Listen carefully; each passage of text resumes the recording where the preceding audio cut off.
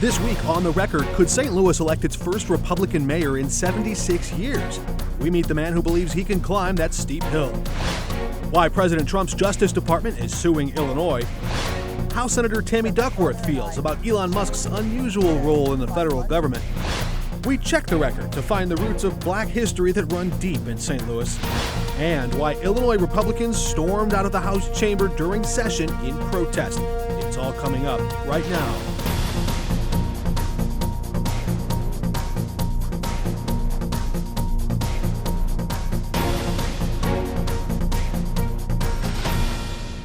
Welcome to The Record. I'm Mark Maxwell. While Missouri Republicans are pushing to align state government with President Donald Trump's agenda, Illinois Democrats are digging in to defend against it. The national political tensions boiled over on the House floor in Springfield Wednesday when House Democrats introduced Illinois House Resolution 118. It says, we affirm historical facts that no presidential pardons can rewrite. Number one, that President Trump lost the 2020 presidential election. Number two, that the President Trump supporters who stormed the Capitol on January 6, 2021 committed crimes and tried to stop the peaceful transfer of power. And three, that President Trump's role in the January 6th insurrection and his subsequent pardon of those involved will forever be his shameful legacy.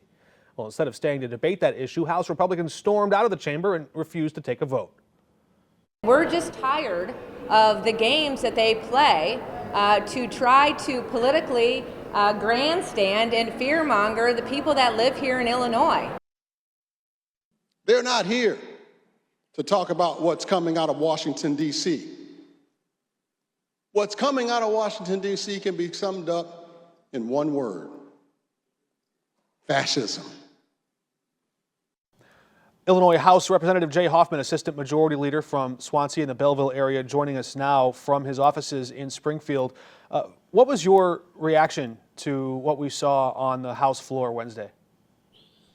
Well, I think that it is incumbent upon us to make our voices heard, even though we don't have any direct control over what happens on the federal level. I think sending a message that the pardons, the over 1,500 pardons that President Trump provided to individuals who are insurrectionists, who actually were a threat to our democracy, a threat to the peaceful transfer of power on January 6th of 2021, as well as a threat to the very fabric of our nation when they stormed the Capitol and created the chaos and the havoc and injured 140 police officers. That those pardons were unwarranted. They shouldn't have happened. And these are individuals who should be serving their time. Over 1,000 of them actually admitted to their guilt. Over 1,500 were pardoned, and 1,100 total, a little over 1,100 total, were either convicted or pled guilty. Yet he determined that all of them, across the board, regardless of whether they were violent, regardless of whether they hurt police officers, regardless of whether they were involved in the actual taking of lives, were all going to be pardoned and set free. The federal Fraternal Order of Police, the National Fraternal Order of Police, also condemned sweeping pardons that were not done on a case-by-case basis, as was initially promised during the campaign. But your colleague, Representative Amy Ellick, called this political grandstanding and theater on the part of House Democrats. She said, quote, "We're here and ready to do the work of Illinois, and we will not be pawns in their political games." Is there a political element to this? I expect that maybe we'll see some of this messaging on the campaign in this upcoming election. Well, they can say what they want. I do respect Leader Ellick. I think she's a fair person. I just think she's absolutely wrong on this issue. We're standing with law enforcement. We're standing with the Fraternal Order of Police. We're standing with all law enforcement throughout the nation who many times put their lives on the line every day to protect us. That's what these law enforcement officials, the 140 who were injured, were doing that day on January 6th. Yet we turned their back on them by having a across-the-board pardon on individuals who shot pepper spray at the face of the law enforcement officers. One individual who was pardoned and was convicted of assaulting a police officer with 2 cans of bear spray. Another for using a police shield to crush a Washington, D.C. police officer, a stun gun, plunging it multiple times into an officer's neck, and the list goes on and on. Yet the president decided that these individuals should all go free, many of who had previous arrest records of violent crimes. So an across-the-board pardon, I think, is totally unwarranted. And it certainly is not political theater to say this was too far, he went too far, he shouldn't have done it, and we in Illinois are going to send a message that those pardons were unwarranted, especially the violent individuals. You mentioned the posture of Illinois Democrats and their relationship with police unions and police at large.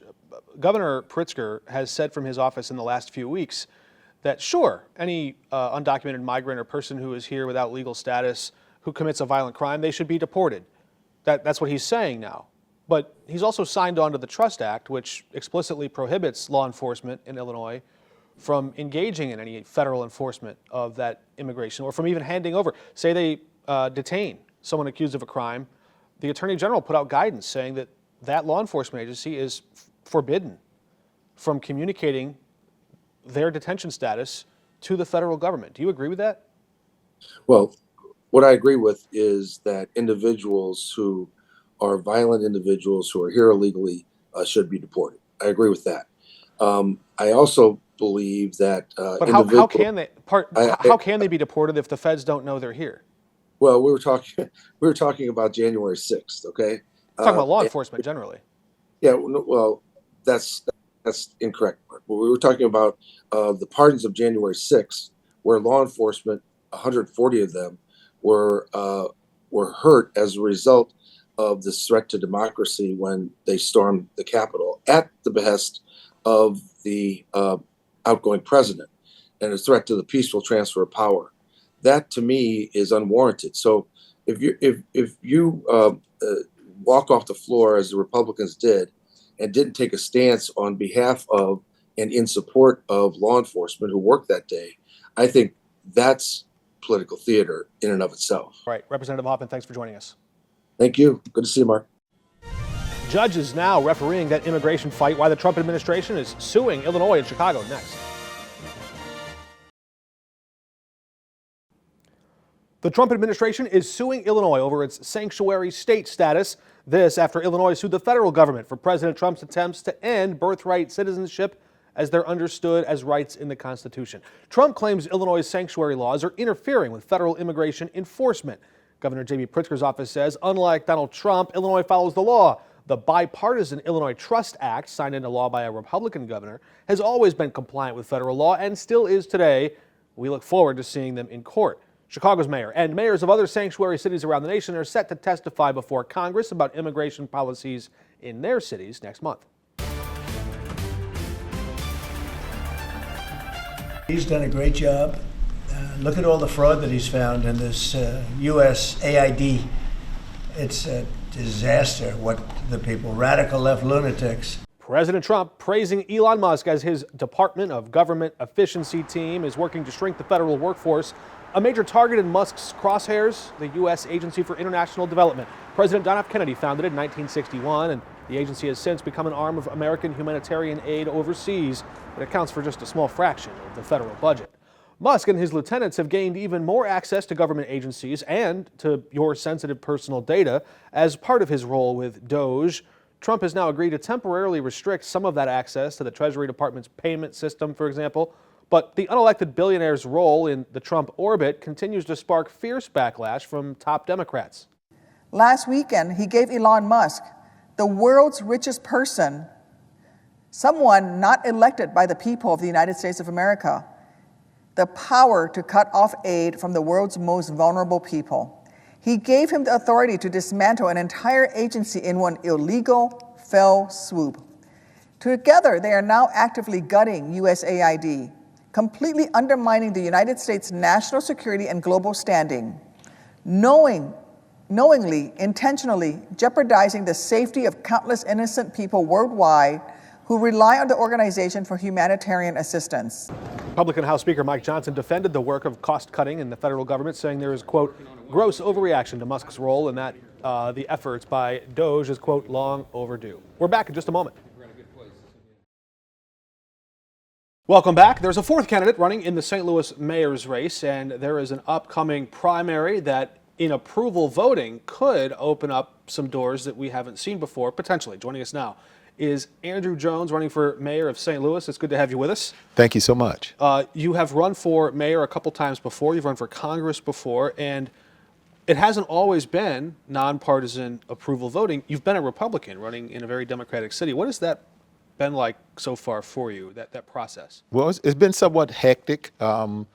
It's somewhat disappointing because of the nonpartisan positions. We certainly get left out of a lot of different things, even though they say it's nonpartisan, and it's kind of skewed to the left, but we certainly won't deter anything, let that deter us whatsoever. We're bulldogging after this particular race. You don't deny that you bring conservative ideas to the table, but in this city, you see the election results. In November, 82% of the city voted for a Democrat for governor, or a Yes. Democrat for president. How do you appeal to those voters? Well, we appeal to them because our message resonates. Certainly when you look at it, you don't look at it and say, well, it's a conservative message that ostracizes anyone. It's a conservative message that displaces people. It's a message that improves people. It's a message that invites people in, and it's a winning message. It's a message that absolutely is about thinking things through so we can be successful. Do you try to persuade them to change their minds, or is there somewhere where you already have common ground? Well, we have common ground on success. We're talking about success and what it means to be successful because the great need is change. It's real change that is needed, and people embrace change, and they see the difference between myself and the other three that are running is that they talk about change. They've been involved with everything, but they have been also a part of the problem with the city of St. Louis, and there hasn't been any success. We're talking about bringing in change that actually works. Voters might like the words change or success. Yes. But then we get more specific. Yes. What does that look like? What it looks like is that you turn around the crime, the safety issues that are plaguing our particular city. We certainly know that people are saying that crime is down, but it certainly doesn't feel that way. Certainly seems like people may have manipulated numbers. What gives you that feeling? The feeling is that when you look at Chicago, you look at New York, they have also manipulated those numbers and finally have been caught relative to what has happened with those numbers. And we're saying that if right now, if you're reporting crimes and the crimes there are 4 crimes in one particular area, and they used to count those as 4 crimes, and now you're counting those as 1 crime. So if one vandal, Yes. one criminal, Yes. hits 4 different windows in a parking lot, Yes. you think that should be 4 crimes reported as 4 incidents and not just 1 incident of crime? Because it's 4 different opportunities. And in a court of law, that would be 4 different charges because there are 4 different victims. But in reality, that was 1 person committing 1 act of crime in 1 targeted area. But historically, if you are committing those crimes, and that has been the historical way of announcing those and positioning those, it is a crime. Do you know which category of crime that massaging of the numbers would not apply to? Well, I'm not exactly sure, but Murder. Well, If you have 1 body, you have 1 body. you have 1 body, but also if you have multiple bodies, sometimes depends on if a person shoots 1 person here, runs down the street, and shoots another person down the street. They still count those as separate They'll count those as homicides. second. That's not one That's homicide. not 1 homicide. But certainly, if they go and commit it somewhere else where there's personal issues, things of that nature, they count those as 2. And homicides are down. And Yeah. you don't dispute that. I don't know. You don't know? I don't know if they're down. You We're don't bel- questioning. you I'm don't questioning believe the the numbers. police? The police are submitting numbers and information that is point exact on how things are going, but certainly the police have been somewhat deterred by and led by the mayor. The chief was on this program last week, and Yes. he responded to allegations from Republicans in Jefferson City Mm-hmm. who said that this mayor is tying his hands. He said that's false, that's not true. I Mm-hmm. asked him specifically, is there anything you'd like to do that you can't do because you report to this mayor? He said no. She's given me autonomy, wide latitude. Are you telling me you have reason not to believe him? I'm somewhat suspicious because the numbers that come in from the state in their assessment of fraternal order of police, those police union associations, they have diametrically different numbers. So it leads to one to question it. If they're sharing those numbers with you, I haven't seen them. Yes. I've heard some of the lobbyists who represent those unions make claims. I have not seen them provide numbers. Are they giving you numbers? Well, I'm getting numbers from them because they support me in my position for running for mayor. And The police unions are endorsing you? they have not endorsed me yet, but they support me in providing information for me. Okay, so let's talk about how. Because right now, our discussion so far has been around defining a problem. Yes. You feel there's a problem in data that we can't quite trust. You feel, but how are you going to fix that? Fix the problem, or How are you are going we to fix going all to of it? find a How are you going to data? make the city safer? How are you going to make the data reliable? Well, first of all, we'll be transparent and we'll certainly provide those informations where they won't be questioned. It's absolutely simple to say that if you have a particular issue, that you go for those issues and you provide that information, and we can live with the information that is a negative information. Well, before we get ahead of ourselves, Yes. You might have control of the police department if Yes. you win the mayor's job, unless the state takes control of the police department away from the mayor. Do you support the state takeover of the police department? At this particular point in time, it has been so bad that I'm submitting that we probably have to. Even if you were the mayor, you would still If support now that state is takeover. that is certainly something that we would have to take into consideration, but I'm So submitting the voters that should have a say. the voters should have a say, but we're also saying that the conditions also dictate what we should do. And if the crime is at a level where we can't sustain what's going on at this particular point in time, we have to do something about it because it's critical in order to do anything like economic development and business development. Well, I wish we had more time, Andrew. Yes. Jones. Thank you, though, for joining us. An interesting Thank you. conversation, and we'll continue to cover this race Yes. over the next few weeks. Much more of that conversation with Andrew Jones on KSDK.com, and you can check out our voter guide for the mayoral primary race, plus tune into 5 Plus Monday night for an expanded version of this episode on that conversation. We're back in a moment. February, of course, is Black History Month, and museums and history books in St. Louis are spilling with incredible chapters of Black history. So let's check the record.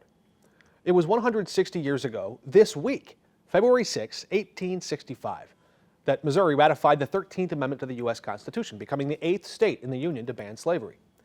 We've told the story on this program of the delayed promise of the Emancipation Proclamation 2 years prior in 1863 and how long it took for that word to reach Galveston, Texas, and for freedom to become reality for those enslaved workers there. And we told the story about the earlier emancipator, abolitionist John C. Fremont, who angered Abraham Lincoln at the time when he tried to free enslaved men in Missouri 2 years before Lincoln felt it was politically appropriate. All those stories weave their way through St. Louis at one point or another. But another major event also happened here in St. Louis. 1 month before Missouri would ratify the 13th Amendment at the federal level, Missouri held its own constitutional convention and on January 6, 1865, proposed to abolish slavery statewide. But before noble men could put their quills on paper and proclaim their love of liberty, working men and women fought for it for decades, their entire lives in some cases. Almost exactly 8 years before Missouri would officially ban slavery on paper, the U.S. Supreme Court would tell Dred and Harriet Scott not only could they not attain their freedom from the chains of slavery, but that African Americans across the entire country were not and could not ever become American citizens.